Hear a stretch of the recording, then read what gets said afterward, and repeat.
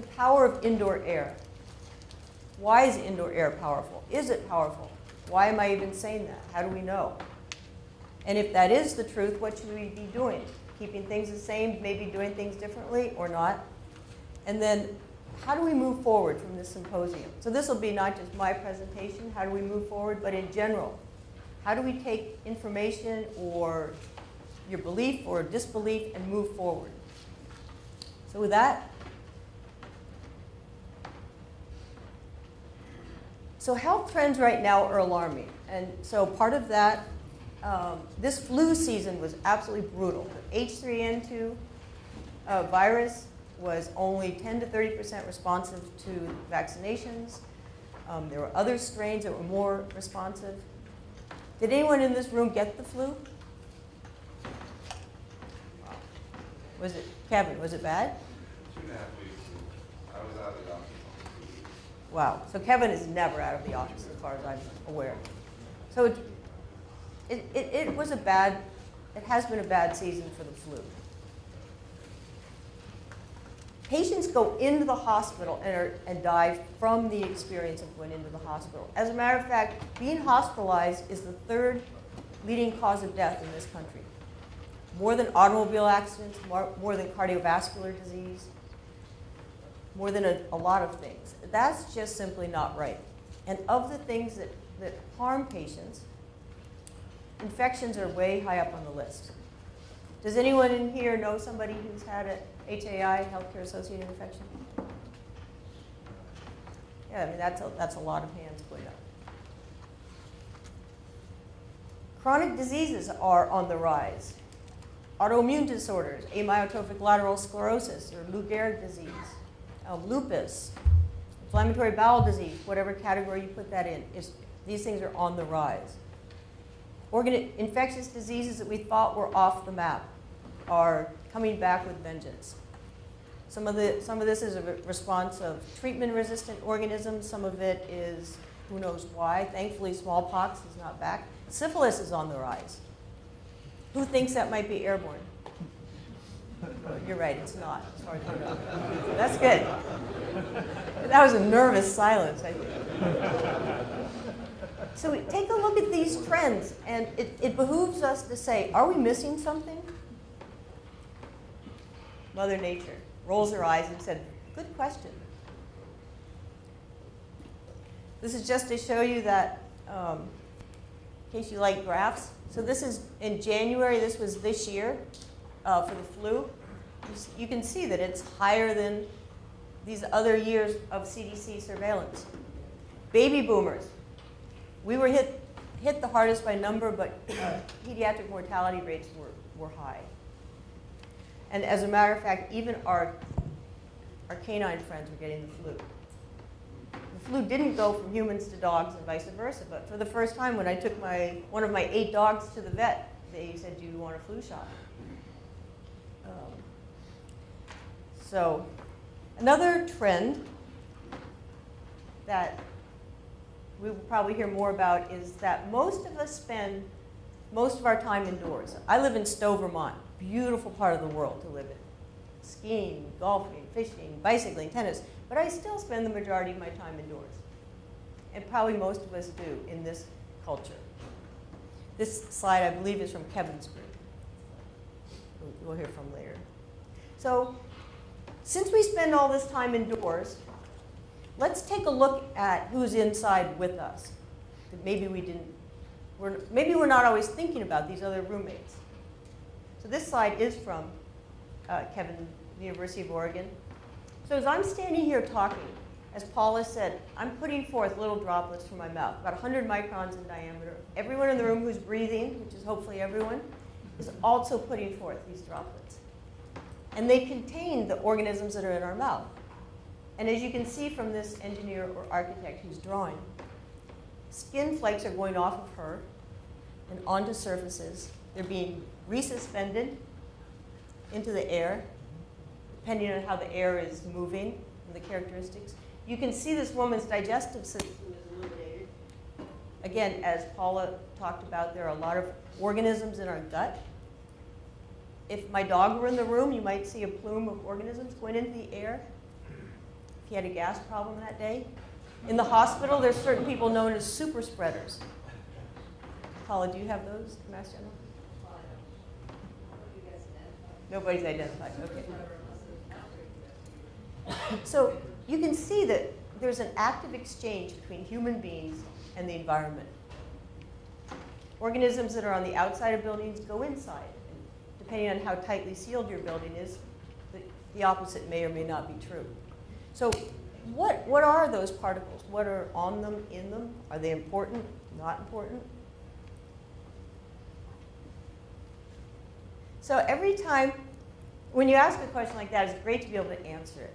Every time we have a new tool, we have new insights. So when the microscope was discovered, we learned about these single-cell organisms that were associated with infections or disease. When the telescope was put into use, we learned, lo and behold, that we weren't the only planet in the universe, that the sun did not revolve around us, it was the other way around. So now we have these tools that I call the genoscope that Kevin will talk about with a lot more expertise than I will, where we're able to actually look at the RNA and DNA fingerprints of organisms in us, on us, in the air, and on surfaces. So we have a much more specific view of what's around us, and what's in this room. Who's heard of, besides Kevin, who's heard of, and Paula, PCR, polymerase chain reaction? Okay, great. Next generation metagenomic sequencing. So these tools have allowed us to identify organisms that are around us, in us, as I said, and on us. And with more advanced techniques, we're actually able to look at how infectious these organisms are, if they express antibiotic resistance. So this is a developing field, but it's absolutely revolutionized what we know about the human being place in the world, about single-cell organisms, about buildings. So what have we learned? Well, for one thing, we've learned that each of us is only about, by number, 30% human. So the next time your loved one says, you know, you are full of bacteria, you can say you're right, and so are you. Because we are. But most of these organisms are good for us. We couldn't live without them. They help our thinking, they help our digestion, they help our immunity. Is anyone a germaphobe? Uh-oh, Damon is a germaphobe. Are you squirming, or are you taking comfort in this? Okay, he's more attuned. So just remember that these organisms are everywhere, but most of them are good for us. So Nature, one of my favorite journals, had this publication, and they're calling this load of organisms that we carry with us our other genome. So it's not too surprising, and this slide is from Kevin's lab again. It's not too much of a stretch to think, as I'm talking and walking around, I'm putting my organisms out into this building, into this room, as you are. And depending on how the building's ventilated and how it's used, different organisms persist. So for example, the women's bathroom is going to have different organisms than, say, this room or a library. And that depends on who goes into it, the use, and the ventilation. So actually, if you're going to rob a house, if you own a dog, the police will, if they use PCR forensics, they'll be able to tell that if I rob a house, they'll be able to tell that I have the dog. So these tools are very specific. So given that, are we taking these organisms into consideration when we design and manage buildings? Unfortunately, I need my glasses. Are our current building performance metrics comprehensive enough, and are there any others we should consider? Is anyone in here LEED certified? Oh, wow. So a lot of emphasis on energy, how far you bring materials, green space. I mean, LEED is great, and we also have Nick Clements from Well, who Nick, who's going to talk later this afternoon, well is amazing because they brought into building performance metrics human health parameters. So I just made this brief list. The current building performance metrics that I'm the most aware of have to do with energy use, profits after construction, real estate value, how great does a building look. I mean, Frank Gehry, I'm not sure all of his performance metrics, but are there any that I'm missing from the architects? And any big categories? Rob's being quiet, so I'll take that as a no. But what about human health? If we're inside buildings all this time, our health matters. Hey, our health matters. Our health, our stress levels, our productivity, our ability to learn. What's going on with the organisms in buildings? So I didn't mention it, but the group of organisms in whatever system you're talking about is called the microbiome. So for example, the microbiome of my large intestine would be the microbiome of my gut, or the microbiome of my skin. So when I use that word microbiome, that's what I'm referring to. So what about building performance metrics in all of these organisms? Are we doing it right? So to begin to answer that question, I was participated in a study where we decided to look at a building and all of the people in the building and focusing on health.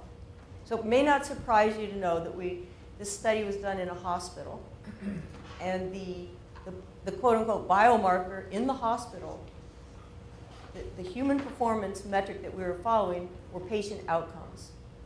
So we looked at the building, we looked at patient outcomes, and we reflected the patient outcomes back onto how well the building was doing. And for this discussion, I'm going to talk mostly about these infections, healthcare-associated infections. We also looked at pressure sores, falls, and some other parameters. But let's talk about infections. So we're using the patient as a biomarker for the building. It's sort of a different way of thinking about a patient. Are you following that? That little twist. So this is a brand new hospital. This group was doing a study tracking the organisms in patient rooms. It was a microbiome study on the building. And I found out about it, and I called up, and I said, oh, man, 10 minutes, Tracy, no way.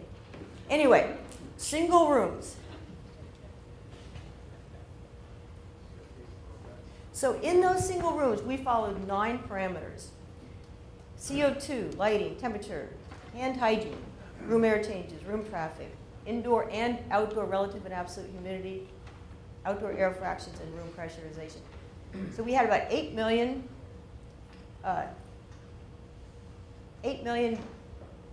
data points for the environment, and we tracked all the patients that were in those rooms over a year. So we were simultaneously monitoring the building and patient outcomes. We had almost 300 patients. Brand new building, LEED Silver, which is really good for a hospital. What did we find? Well, we found that about 15% of the patients had infections, got new infections during their time in the hospital. Most were bacterial, a few were viral. The illnesses we controlled for the degree of sickness in those rooms. 5 were med-surg and 5 were hem-onc patients, 5 rooms. So of all of those parameters, which one or ones do you think in your minds, because we don't have time for back and forth, which ones were the most closely correlated with new patient infections, HAIs? So what we found, and this is before I knew anything about Nortec and Condair, but what we found was that, okay, on the x-axis we started in January, went through the summer, back into the next winter. Here we have indoor patient room relative humidity, going from 30% up to 42%. The red columns were the patient HAIs, and the blue line was the average relative humidity in those 10 patient rooms. So we got these results back. We didn't believe it. We fired our statistician. We said, you've missed a confounding variable. You've missed flu season, you've missed visitors, you've missed... And she said, no, this was a multivariable, a linear regression analysis. This is an independent variable. relative humidity is an independent variable for these infections. So as the relative humidity approached, got up over 40%, the number of infections went down. So this was statistically significant to p less than 0.02. So this is kind of different than most of us think about relative humidity in indoor spaces. So what is going on? So this graph, this chart depicts one of the elemental laws of physics. Could anyone put into words what's going on here? Grima. Oh, wow. So Grima just said the second law of thermodynamics. That's amazing. That's awesome. And she's right. The universe is constantly moving towards a state of entropy. So what does that mean? Me, as a well-hydrated human being in a room with low relative humidity, what's happening to the moisture in my body? Yeah, it's not personal, but the room is taking it. And the same for all of us. And it's a powerful force. So what does low relative humidity do? Remember all those organisms in that video? So it selects for certain organisms. A dry environment selects for certain organisms. It increases airborne transmission, makes surface cleaning harder because you're having this constant resuspension and resettling. And meanwhile, dry air is very hard on humans. It cracks our skin, allows organisms to get into deeper dermal layer, makes our respiratory epithelium more vulnerable to infections, dehydrates our organs, including our brains. So this is MIT, this is a riot. This is what they do. As you can see, when this person coughs, some of the droplets are staying in the air and some are settling quickly. What is going to influence whether or not we get infected by this cough? Well, for one thing, the relative humidity of the indoor environment. When the air is dry, these 100-micron droplets come out of my mouth, and they rapidly reach equilibrium. They desiccate to reach equilibrium with the indoor air, depending on what the relative humidity is.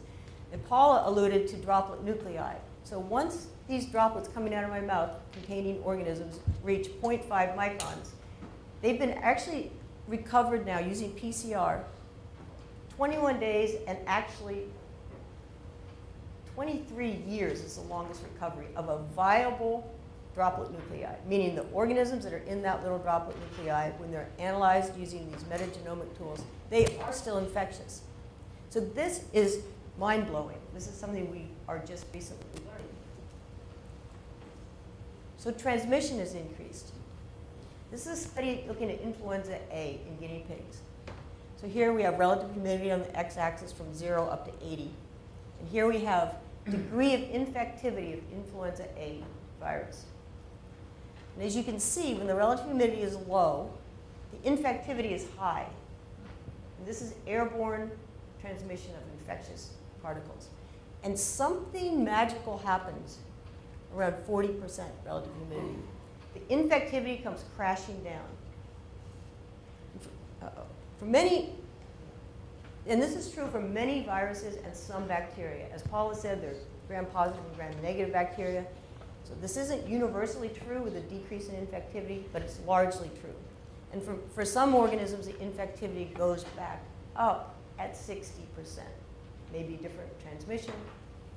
But 40% relative humidity is amazing. It's amazingly protective for humans. What happens? Why are these viruses inactivated? The bottom line is we don't really know. There are morphological changes or phenotypic changes that occur.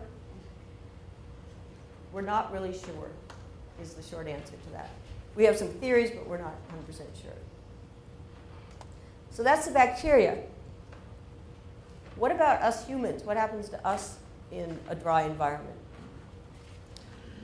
How many of you would call the air in this room dry? Besides me. What do you think the relative humidity is? I would say it's about 45. Is it? You have your hygrometer up? I'm not a hygrometer. 45. It's 45%? So that's pretty good. I mean, 40% is good. I like it when you do that. What? I'm just giving you my personal. Okay, 5 minutes. Oh, crazy.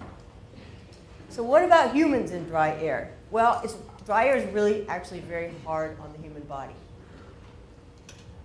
So within 8 hours, unless we have an IV going, where we're constantly rehydrating, we are what I would call clinically hypohydrated. We're 1% dehydrated, and this has consequences. Our vision is affected, our skin is affected, our ability to think, our energy levels are diminished. We're more vulnerable to respiratory infections and to asthma, and our blood clotting parameters increase. If you're a little bit dehydrated and you have a stroke or a heart attack, you're going to have a worse outcome than if you weren't. Let's talk about the brain.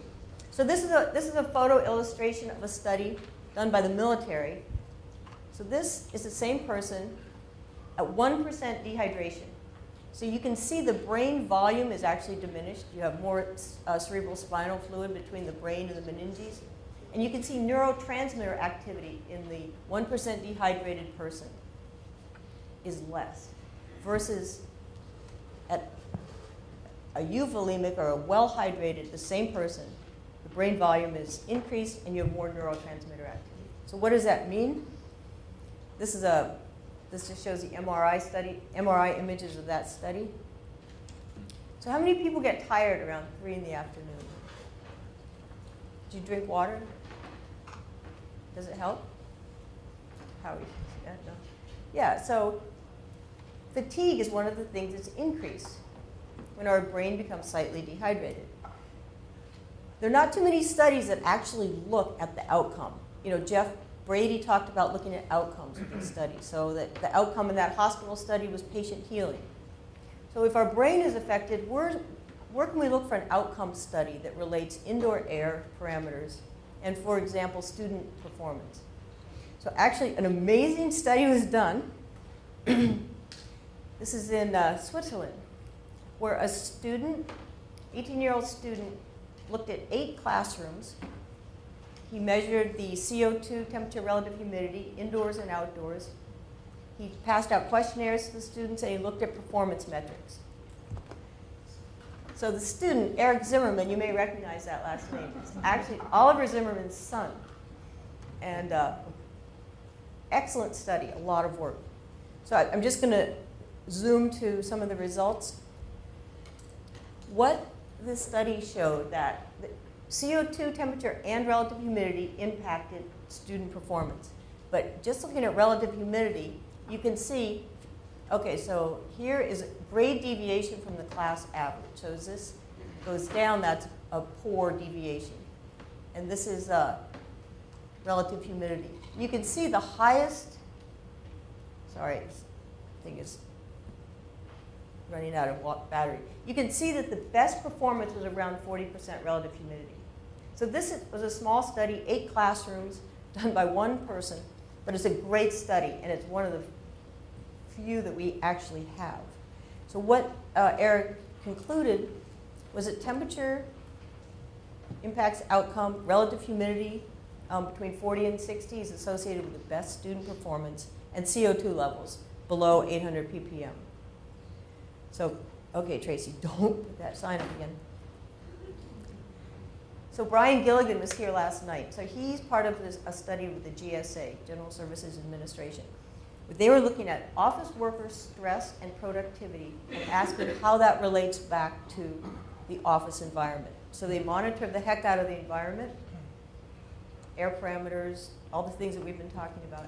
And they looked at human physiology of the people. So they looked at salivary cortisol levels, they looked at heart rate variability, they looked at eye blinking, and they handed out questionnaires. So what did they find? They didn't know what they were really looking for. They weren't looking for humidity or not. They just wanted to know, why are some workers more stressed out? Why are some workers more productive? And does it have to do with the building? What they found, and this is their slide. It's a little backwards by my thinking, but The one indoor parameter that was most closely associated with worker stress as determined by these parameters was dry indoor air. At this point, they called me and they said, we hear you're interested in this. And so then I got Tracy on board. And so they found that dry indoor air, relative humidity is less than 30% and over 60%, which is not dry, but 30 to 60%, you have the least stressed out workers and the most productive workers. So tie that together with the brain information and it makes us think. You know, we're impacted by our environment. So then they took it a step further and they said, does it impact people's sleep at night? And what they found, and again, I'm just going through this fast, so good sleep is low. They found that the best sleep at nighttime was when the indoor environment was at 45% relative humidity. I mean, that is remarkable. And there are different reasons for that. If you don't sleep at night, you're not going to feel great during the day. So respiratory impact is another category that we've talked about a little bit. This is a study in a preschool where a group looked at two parts of a school and they looked at absenteeism, they looked at infectious fomites or actually viruses in the air, and they looked at the contamination of surfaces in the school. They humidified part of their school, 45%, and they allowed the other part to stay at 20%. What they found was a threefold, a one-third of absenteeism in the humidified rooms. They found fewer infectious fomites in the air, and they found better surface cleaning in the humidified classrooms. This is an ASHRAE-funded study. And the last study I wanted to tell you, this is a 4-year study in an assisted living facility and also a place where people are struggling with memory issues. So we looked at indoor air parameters and related those to pressure, sores, falls, cognitive decline, people getting into fights with other clients in the assisted living. And just showing you two of those, this is coming out in July, publication. Respiratory infections and GI infections. So GI infections included C. diff, norovirus, notavirus. Were high when the indoor air was dry. You reach 40 to 60%, you have this nadir of infections. So this, again, is confirmation that dry air is associated with illness. Who's seen this slide? Yeah, so the Sterling chart from 1985, ASHRAE, showed that if you look at ozone, allergies, respiratory infection, viruses, and bacteria, all these different things, relative humidity on the bottom, and then the same problems, there's a sweet spot, 40 to 60%. Clearly there's a push-pull. Building people say we hate humidifiers, we just want to turn them off. Those of us who work with human beings say we need humidity. How can we get people to really listen? So that hospital that I showed you, they lost $15 million in 1 year from non-reimbursable infections. And they tied up 11,000 patient bed days. So I just did a rough ROI on if you could decrease HAIs, those infections, by 20% with a super ridiculously expensive system that was, you don't have to put in an expensive system, they're newer ones. What would that look like in terms of the ROI? So including downtime for the operating rooms and for the patient spaces, you would get a 500% ROI in the first quarter. So in the interest of time, dry air benefits pathogens and it harms humans.